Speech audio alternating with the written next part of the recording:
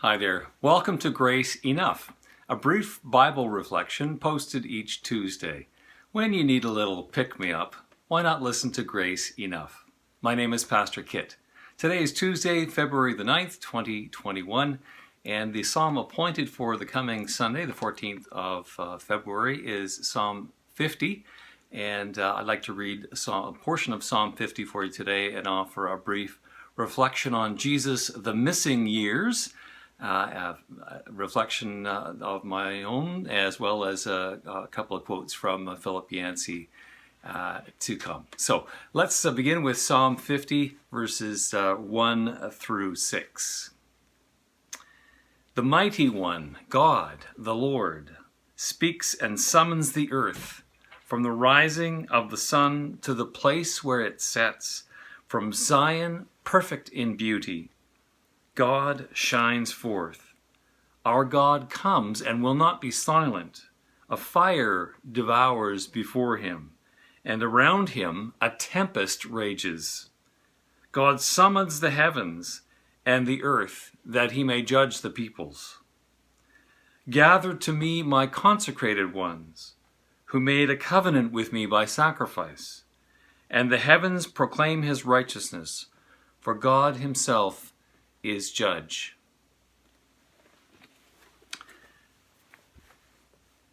Jesus, the Missing Years. It's a title of a song by John Prine, an American singer and songwriter who died in 2020.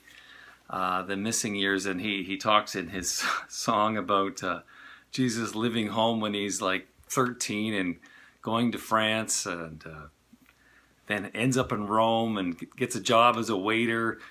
Anyway, it's an interesting kind of a speculation about what happened to Jesus in those so-called missing years. Then eventually he goes home, grows his hair long, and starts the ministry. The Bible tells a particular story, but it is interesting. It would be one of those questions you want to ask him when you get to heaven. How come they have those missing years in the Bible from the time he's 12 and he's in the temple to the time he starts his ministry in his baptism? And what an amazing ministry it was. But we really don't know what's missing about Jesus. We don't really know what he looked like. What did he look like? How did he appear? And a Middle Eastern man. So Philip Yancey has a couple of thoughts about that in his book, Grace Notes. I thought I'd read some of that for you today. Despite a preponderance of scholarship, we still lack basic information about Jesus and his appearance. The four Gospels skip over 9/10 of his life. We have only one scene from his adolescence and know nothing about his schooling, despite the details of his family life are so scant that scholars still debate how many brothers and sisters he had. The facts of biography considered essential to modern readers simply did not concern the Gospel writers.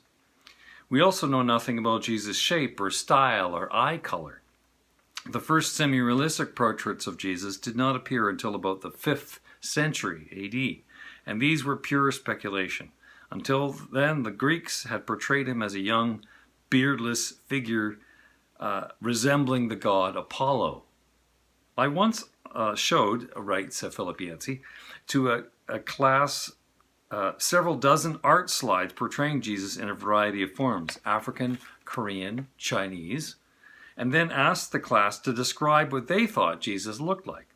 Virtually everyone suggested he was tall, unlikely for a first century Jew. Most said he was handsome, and no one said he was overweight. I showed a BBC film on the life of Christ that featured a fat actor in the title role, and some in the class that I was teaching found it offensive. We prefer a tall, handsome, and above all, slender Jesus. One tradition dating back to the 2nd century suggested Jesus was a hunchback. And in the Middle Ages, Christians widely believed that Jesus had suffered from leprosy. In all the Bible, I can find only one physical description of sorts, a prophecy written hundreds of years before Christ's birth. Here is Isaiah's portrayal in the midst of a passage that the New Testament applies to the life of Jesus. Quote from Isaiah. Just as there were many who were appalled at him, his appearance was so disfigured beyond that of any man, and his form marred beyond human likeness. He had no beauty or majesty, to attract us to him. Nothing in his appearance that we should admire him. He was despised and rejected by people, a man of sorrows and familiar with suffering. Like one from whom people hide their faces, he was despised, and we esteemed him not.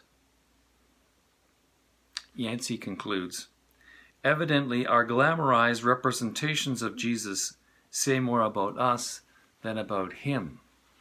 That's from his book Unwrapping Jesus, or the article in Christianity Today. I wonder what your impression of the physical appearance of Jesus is. Starting a little feature on Grace Enough, quote of the day, and this one is from Marcus Aurelius, and it's this. Here's the quote of the day. Remember this, that very little is needed to make a happy life. Thanks for watching Grace Enough.